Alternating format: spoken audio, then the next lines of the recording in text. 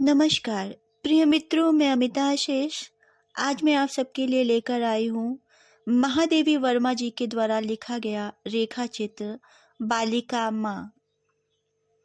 फागुन की गुलाबी जाड़े की वह सुनहरी संध्या क्या भुलाई जा सकती है। सवेरे के पुलक पंखी वैतालिक एक लयवती उड़ान में अपने अपने नीड़ों की ओर लौट रहे थे। विरल बादलों के अंतराल से उन पर चलाए हुए सूर्य के सोने के शब्द बेधी बाण उनकी उन्मद गति में ही उलझकर लक्ष्य भ्रष्ट हो रहे थे। पश्चिम में रंगों का उत्सव देखते देखते जैसे ही मुंह फेरा कि नौकर सामने आ खड़ा हुआ।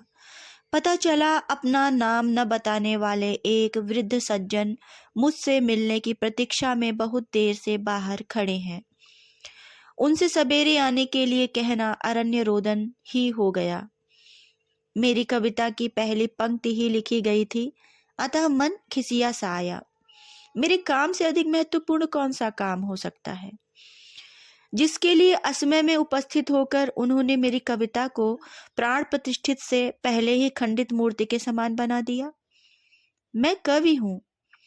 जब मेरे मन का संपूर्ण अभिमान पुंजीभूत होने लगा, तब यदि विवेक का पर मनुष्य नहीं में छिपा व्यंग बहुत गहरा न चुभ जाता तो कदाचित मैं न उठती।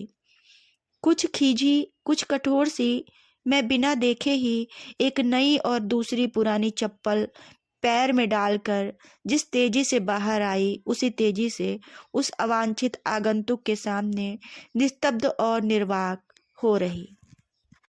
बचपन में मैंने कभी किसी चित्रकार का बनाया कण्व ऋषि का चित्र देखा था। वृद्ध में मानो वह सजीव हो गया था। दूध से सफेद बाल और दूध फेनी सी सफेद दाढ़ी वाला वह मुख झुर्रियों के कारण समय का अंकगणित हो रहा था। कभी की सतेज आंखें आज ऐसी लग रही थी मानो किसी ने चमकीले दर्पण पर फूंक मार दी हो। एक क्षण में ही उन्हें धवल सिर से लेकर धूल भरे पैरों तक, कुछ पुरानी काली चप्पलों से लेकर पसीने और मैल की एक बहुत पतली कोर से युक्त खादी की धुली टोपी तक देखकर कहा, आपको पहचाना नहीं।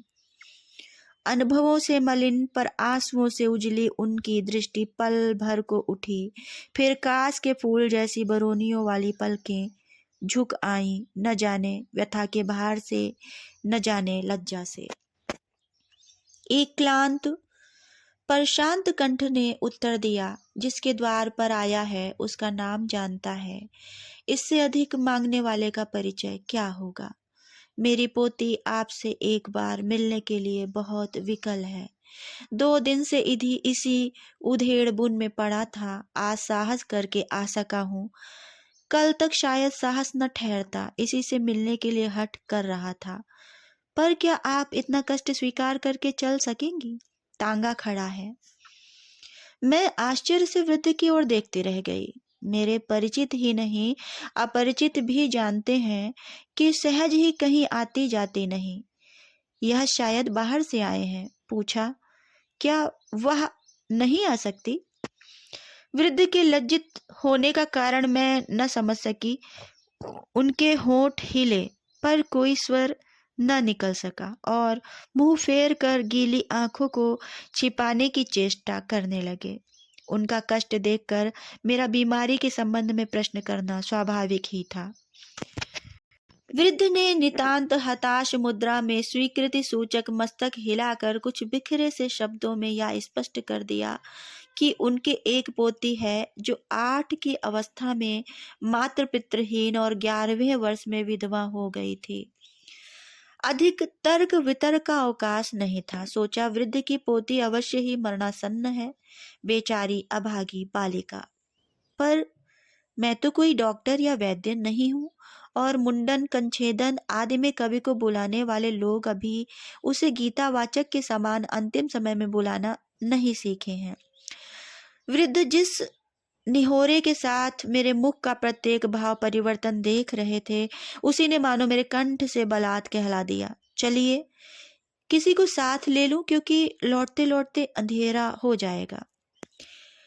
नगर की शिराओं के समान फैली और एक दूसरे से उलझी हुई गलियों से, जिनमें दूषित रक्त जैसा नालियों का मैला पानी बहता है और रोग के कीटाणुओं की तरह नंगे मैले बालक घूमते हैं, मेरा उस दिन विशेष परिचय हुआ। किसी प्रकार एक तिमंजिले मकान की सीढ़ियां पार कर हम लोग ऊपर पहुंचे। दालान में ही मैली फटी दरी पर खंबे का सहारा लेकर बैठी हुई एक स्त्री मूर्ति दिखाई दी, जिसकी गोद में मैले कपड़ों में लिपटा एक पिंड सा था। वृद्ध मुझे वहीं छोड़कर भीतर के कमरे को पार कर दूसरे ओर के छज्जे पर जा खड़ा हुआ, जहां से उनके थके शरीर और टूटे मन का द्वंद्व धुंधले चलचित्र का कोई मूक पर करुण दृश्य बनने लगा। एक उदासीन कंठ से आइए में निकट आने का निमंत्रण पाकर मैंने अभ्यर्थना करने वाले की ओर ध्यान से देखा। वृद्ध से उसकी मुखाकृति इतनी मिलती थी कि आश्चर्य होता था। वही मुख की गठन, उसी प्रकार के चमकीले पर धुंधले नेत्र और वैसे ही कांपते से होंठ, रूखे बाल और मलिन मलिन वस्त्रों में उसकी कठोरता वैसी ही दयनीय जान पड़ती थी, जैसी जमीन में बहुत दिन गड़ी रहने के उपरांत खोद कर निकाली हुई तलवार। कुछ खिजलाहट भरे स्वर ने कहा, बड़ी दया की। पिछले 5 महीने में हम जो कष्ट उठा रहे हैं उसे भगवान ही जानते हैं। आप जाकर छुट्टी मिली है, पर लड़की का हट तो देखो। अनाथालय में देने के नाम से बिलखने लगती है, किसी और के पास छोड़ आने की चर्चा से अन्न जल छोड़ बैठती है। बार बार समझाया कि जिससे न जान न पहचान, उसे ऐसी मुसीबत में घसीटना कहाँ की भलमनसाहत है, पर यहाँ सुनता कौन है। लालाजी बेचारे तो संकोच के मारे जाते ही न थे, पर जब हार गए तब झक मार के जाना पड़ा। आप ही उद्धार करें तो प्राण बचे। इस लंबी चौड़ी सार गर्भित भूमिका से अवाक मैं जब कुछ प्रकृतिस्थ हुई, तब वस्तु स्थित मेरे सामने धीरे धीरे वैसे ही स्पष्ट होने लगी जैसे पानी में कुछ देर रहने पर तल की वस्तुएं। यदि यह न कहूं कि मेरा शरीर सिहर उठा था, पैर अवसन्न हो रहे थे और माथे पर पसीने की बूंदें आ गई थीं, तो असत्य कहना होगा। सामाजिक विकृति का बौद्धिक निरूपण मैंने अनेक बार किया है, पर जीवन की इस विभीषिका से मेरा यही पहला साक्षात था। मेरे सुधार संबंधी दृष्टिकोण को लक्ष्य करके परिवार में प्रायः सभी ने कुछ निराश भाव से सिर हिलाकर मुझे यह विश्वास दिलाने का प्रयत्न किया कि मेरी सात्विक कला इस लू का झोंका न सह सकेगी और साधना की छाया में पले मेरे कोमल सपने इस धुएं में जी न सकेंगे। मैंने अनेक बार सबको यही एक उत्तर दिया है कि कीचड़ से कीचड़ को धो सकना न संभव हुआ है न होगा। उसे धोने के लिए निर्मल जल चाहिए। मेरा सदा से विश्वास रहा है कि अपने दलों पर मोती सा जल भी न ठहरने देने वाली कमल की सीमातीत स्वच्छता ही उसे पंख में जमने की शक्ति देती है। और तब अपने ऊपर से कुछ लज्जित होकर मैंने उस मटमैले शॉल को हटाकर निकट से उसे देखा, जिसको लेकर बाहर भीतर इतना प्रलय मचा हुआ था। उग्रता की प्रतिमूर्ति सी नारी की उपेक्षा भरी गोद और मलिनतन आवरण उस कोमल मुख पर एक अलक्षित करुणा की छाप लगा रहे थे। चिकने काले और छोटे छोटे बाल पसीने से उसके ललाट पर चिपक कर काले अक्षरों जैसे जान पड़ते थे और मुंदी पलकें गालों पर दो अर्धवृत्त बना रही थी। छोटी लाल कली जैसा मुंह नींद में खुल गया था और उस पर एक विचित्र सी छोटी मुस्कुराहट थी, मानो कोई सुंदर स्वप्न देख रहा हो। इसके आने से कितने भरे हृदय सूख गए, कितनी सूखी आंखों में बाढ़ आ गई और कितनों को जीवन की घड़ियां भरना दूभर हो गया, इसका इसे कोई ज्ञान नहीं।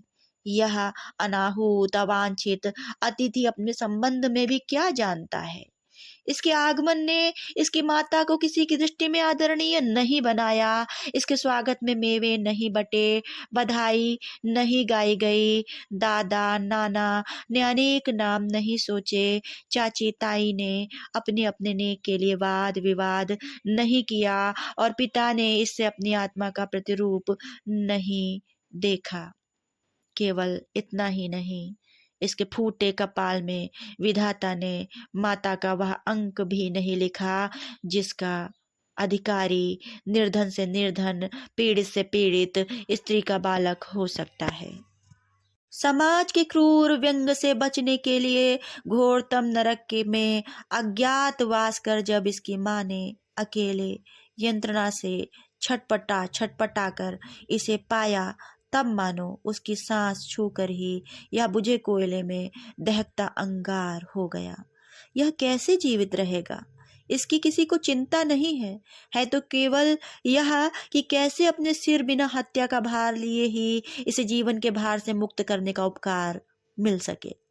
मन पर जब एक गंभीर विषाद असह्य हो उठा, तब उठकर मैंने उस बालिका को देखने की इच्छा प्रकट की।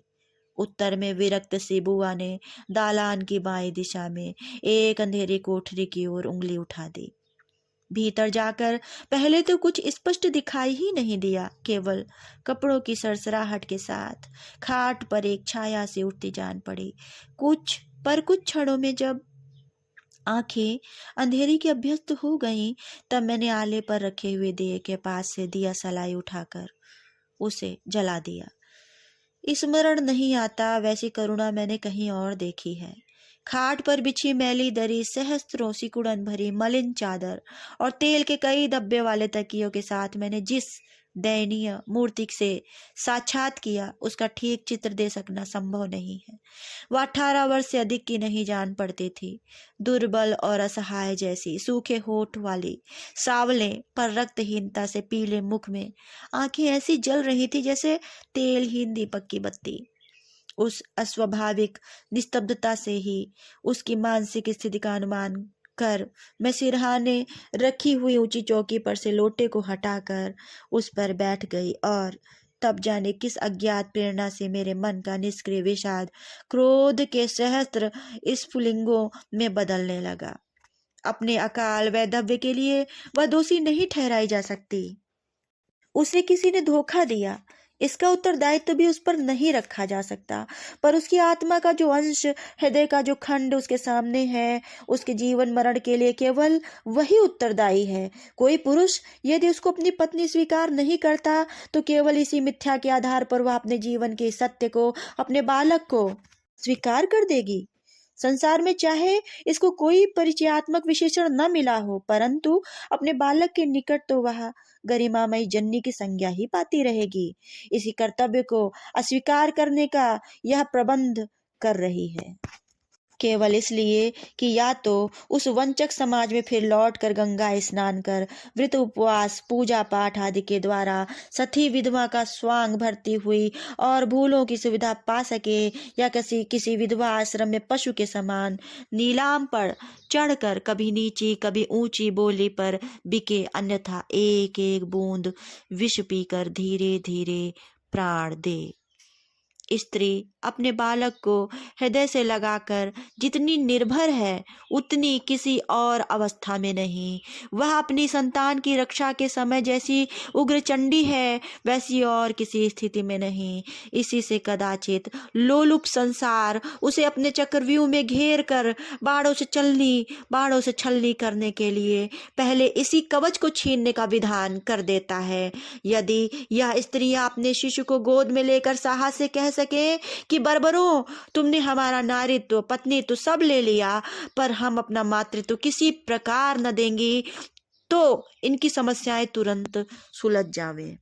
जो समाज इन्हीं वीरता, साहस और त्याग भरे मातृत्व के साथ स्वीकार नहीं कर सकता, क्या वह इनकी कायरता और दैन्य भरी मूर्ति को ऊंचे सिंहासन पर प्रतिष्ठित कर पूजेगा?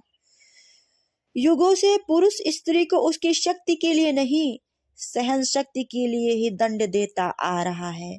मैं अपने भावावेश में इतनी अस्थिर हो उठी थी कि उस समय का कहा सुना आज उसी रूप में ठीक ठाक याद नहीं आता, परंतु जब उसने खाट से जमीन पर उतरकर अपनी दुर्बल बाहों से मेरे पैरों को घेरते हुए मेरे घुटनों में मुंह छिपा लिया, तब उसकी चुपचाप बरसती हुई आंखों का अनुभव कर मेरा मन पश्चाताप से व्याकुल होने लगा। उसने अपने नीरव आंसुओं में अस्फुट शब्द गूंथ गूंथ कर मुझे यह समझाने का प्रयत्न किया कि वह अपने बच्चे को नहीं देना चाहती। यदि उसके दादाजी राजी न हो तो मैं उसके लिए ऐसा प्रबंध कर दूं जिससे उसे दिन में एक बार दो रूखी सूखी रोटियां मिल सके, कपड़े वह मेरे उतारे ही पहन लेगी और कोई विशेष खर्च उसका नहीं है। फिर जब बच्चा बड़ा हो जाएगा तब जो काम मैं उसको बता दूंगी वही तन मन से करते वह जीवन बिता देगी। पर जब तक वह फिर कोई अपराध न करे तब तक मैं अपने ऊपर उसका वही अधिकार बना रहने दूं जिसे वह मेरी लड़की के रूप में पा सकती थी। उसके माँ नहीं है, इसी से उसकी इतनी दुर्दशा संभव हो सकी। अब यदि मैं उसे माँ की ममता भरी छाया दे सकूं तो वह अपने बालक के साथ कहीं भी सुरक्षित रह सकेगी। उस बालिका माता के मस्तक पर हाथ रखकर मैं सोचने लगी कि कहीं यह वरद हो सकता। इस पतझड़ के युग में समाज से फूल चाहे न मिल सके पर धूल की किसी स्त्री को भी कमी नहीं रह सकती। इस सत्य को यह रक्षा की याचना करने वाले नहीं जानते। पर 27 की अवस्था में मुझे 18 वर्षीय लड़की और 22 दिन के नाते का भार स्वीकार करना ही पड़ा। वृद्ध अपने सहानुभूति हीन प्रांत में भी लौट जाना चाहते थे। उपहास भरे समाज की विडंबना में भी शेष दिन बिताने को इच्छुक थे और व्यंग भरे क्रूर पड़ोसियों से भी मिलने को आकुल थे, परंतु मनुष्य की ऊंची पुकार में यह संस्कार के क्षीण स्वर दब गए। अब आज तो वे किसी अज्ञात लोक में हैं। मलय के झोंके के समान मुझे कंटक वन में खींच लाकर उन्होंने जो 2 फूलों की धरोहर सौंपी थी उससे मुझे स्नेह की सुरभ ही मिली है। हाँ, उन फूलों में से एक को शिकायत है कि मैं उसकी गाथा सुनने का अवकाश नहीं पाती और दूसरा कहता है कि मैं राजकुमार की कहानी नहीं सुनाती। नमस्कार प्रिय मित्रों, आप सुन रहे थे महादेवी वर्मा जी के द्वारा लिखा गया रेखा चित्र, जिसे उन्होंने लिखा था 21 नवंबर 1935 ईस्वी में। आपको यह कैसा लगा आप अवश्य बताइएगा। नमस्कार।